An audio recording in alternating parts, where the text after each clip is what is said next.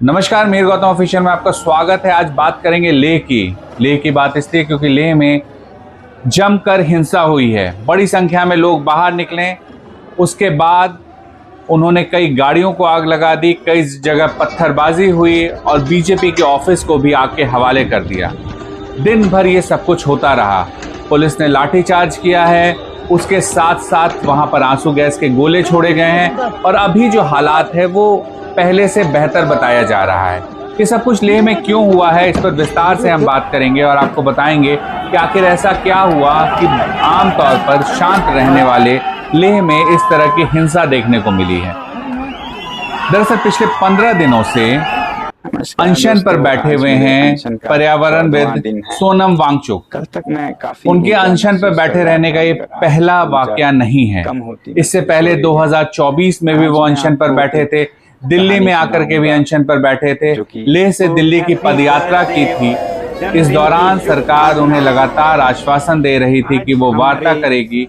कितनी वार्ता हुई ये हमें नहीं पता, लेकिन सोनम वांगचुक 15 दिनों से अनशन पर थे। इस दौरान लोगों में गुस्सा बढ़ने लगा था और उसके बाद में सोशल मीडिया पर बड़ी संख्या में लोगों ने लद्दाख बंद का आह्वान कर दिया। जो हिंसा हुई है वो लद्दाख बंद के इस आह्वान के बाद हुई है और बड़ी संख्या में लोग नाराज बताए जा रहे हैं। इनकी मांग है कि लद्दाख जो है उसको एक पूर्ण राज्य का दर्जा दिया जाए। इसके साथ साथ इनकी मांग है कि 6ठी अनुसूची के तहत संवैधानिक जो है सुरक्षा दी जाए।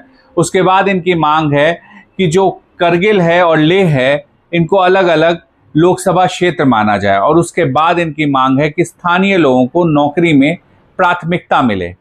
इन्हें लगता है कि जो नौकरियां हैं उसमें स्थानीय लोगों को वो जगह नहीं मिल पा रहा है। पूर्ण राज्य की मांग कहां से उठा उस पर भी हम बात करेंगे, लेकिन पहले ये बताते हैं कि जो ये हिंसा हुई इसके बाद में सोनम वांगचुक ने अपने अनशन को स्थगित कर दिया है। उन्होंने अनशन को वापस ले लिया है और इस तरह की हिंसा पर दुख जताया है। उन्होंने कहा है कि हिंसा की कोई जगह नहीं है और जाहिर सी बात है सोनम वांगचुक पिछले 18 महीनों से अहिंसक तरीके से आंदोलन कर रहे थे। उनके तमाम आंदोलन में कहीं भी कोई हिंसा नहीं हुई। ये पहली बार है कि इस तरह की हिंसा देखी गई है।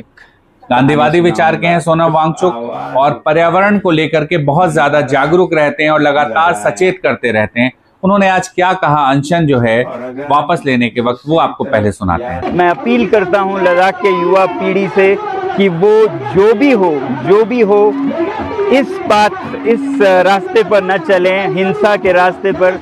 ये मेरे 5 साल के कोशिशों को नाकाम कर देता है। अगर हम इतने सालों से अनशन कर रहे हैं, शांति से पदयात्रा कर रहे हैं और फिर अंत में अगर हिंसा कर बैठे तो ये हमारा रास्ता नहीं है। इसलिए मैं फिर युवा पीढ़ी से हाथ जोड़कर विनती करता हूं कि हम शांति के ही रास्ते से सरकार को कहें और सरकार भी, मैं चाहता हूं कि शांति के संदेश को सुने। जब वो शांति को अनसुनी कर दें, 1 बार अनशन, 2 बार अनशन, 5 बार तक अनशन करे कोई, लेह से दिल्ली तक पैदल चले आएं शांति से और उसका भी कोई अनसुना कर दे तो फिर इस तरह के हालात आते हैं। इस समय मैं सरकार से कहूँगा कि वो संवेदनशील हो लद्दाख के बारे में और युवा पीढ़ी से कहूँगा कि वो शांति के रास्ते पे चले। तो सोनम वांगचुक ने अनशन वापस ले लिया है और इसके साथ ही पिछले साल मार्च में भी उन्होंने अनशन किया था, उसके बाद में अक्टूबर में भी उन्होंने अनशन किया था। लेह से दिल्ली पैदल आए थे पदयात्रा करते हुए, राजधानी के बॉर्डर पर उन्हें रोका गया था। हर बार आश्वासन दिया गया बातचीत होगी।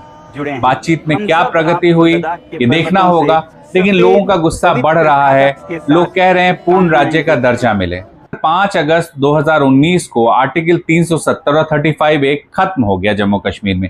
इसके बाद में 2 केंद्र शासित प्रदेश बने, एक लद्दाख और दूसरा केंद्र शासित प्रदेश जम्मू कश्मीर। उस समय यह कहा गया कि जब स्थिति सामान्य होगी तो फिर से पूर्ण राज्य का दर्जा दे दिया जाएगा, जिसके बाद से लोग बड़ी संख्या में पूर्ण राज्य की मांग को लेकर के आंदोलन करते रहे हैं। हालांकि ज्यादातर आंदोलन जो है लेह लद्दाख में दिखा है आज तक वो शांतिपूर्ण ही दिखा है। पहली बार ऐसा दिखा है कि लोग इतने ज्यादा हिंसक हो गए और इस तरह से वहां पर पथराव हुआ और उसके बाद गाड़ियों को आग लगाई गई और 4 लोगों को अपनी जान गंवानी पड़ी है। अभी तक जिस वक्त मैं ये पढ़ रहा हूँ उस वक्त की जानकारी आपको बता रहा हूँ, जब आपसे बात कर रहा हूँ 4 लोगों की मौत की बात है और 70 करीब लोग घायल हुए हैं। लेकिन 2019 से 2025 आ गया, पूर्ण राज्य पर अभी तक कोई फैसला सरकार की तरफ से नहीं लिया गया है, जबकि लोगों का कहना है कि ऐसा नहीं होने से उन्हें कई तरह की परेशानियों का सामना करना पड़ रहा है और वो लगातार अपनी इस मांग को उठाते रहे हैं। अब जो बदलाव आया है, स्थानीय लोगों का जो ये आंदोलन है, इसको कई सारे दलों ने और कई सारे संगठनों ने अपना समर्थन दे दिया है। तो जाहिर सी बात है आंदोलन और तेज हुआ, लेकिन ये अहिंसक चल रहा था। पिछले 15 दिनों से ये आंदोलन अहिंसक तरीके से चल रहा था। सोनम वांगचुक अनशन पे बैठे थे और लगातार अपनी मांगों को उठा रहे थे। पर्यावरण से जुड़ी जो मांगे हैं उसको भी, पूर्ण राज्य की बात भी हो रही थी, अनुसूची में छठी अनुसूची में शामिल करने की भी बात हुई थी और भी बहुत कुछ चल रहा था। इस बीच आज हिंसा हो गई। ये हिंसा अचानक हुई, किसी ने उम्मीद नहीं किया था कि इस तरह से हिंसा होगी और हिंसा तेजी से बढ़ी। कई जगह आग की लपटें उठती दिखी। उसके बाद में हालात को संभालने के लिए लाठीचार्ज किया गया, आंसू गैस के गोले छोड़े गए और इस बीच में 4 लोगों की जान चली गई। बड़ा सवाल उठता है कि क्या पूर्ण राज्य की मांग पर जल्द विचार किया जाएगा, क्योंकि अगर पूर्ण राज्य की मांग पर विचार हो जाए तो लोगों का जो गुस्सा आज दिखा है वो कम होता दिखेगा। किसी भी प्रदर्शन को ये कह देना कि वो जेन ज़ी है, ये है, वो है, मैं उन लोगों में शामिल नहीं हूँ, न मैं ऐसी बात करता हूँ। मेरा ये मानना है कि एक जगह लोगों में किसी बात को लेकर गुस्सा है, वो सड़कों पर उतरे हैं, उन्होंने कुछ जगहों पर आगजनी की है, लेकिन इसका ये मतलब नहीं है कि ये कोई विरोध है उस तरह का जो XYZ जगहों पे दिखा था हमें। तो ये समझना चाहिए कि उम्मीद करनी चाहिए कि सरकार बातचीत शुरू करेगी और जल्द से जल्द जो मांगे हैं उस पर कोई समाधान निकल के आएगा। वहीं जो लोग प्रदर्शन कर रहे हैं उन्हें भी समझना चाहिए कि हिंसा किसी समस्या का समाधान हो ही नहीं सकता है। अहिंसक तरीके से अधिकारों को लेना आसान है। सोनम वांगचुक उसी तरीके से लड़े हैं। सोनम वांगचुक की जिंदगी पर एक फिल्म में किरदार रहे हैं आमिर खान। फिल्म का नाम है 3 इडियट्स और उसमें आमिर खान ने जो भूमिका निभाई वो बहुत हद तक सोनम वांगचुक की जिंदगी से प्रभावित रही है।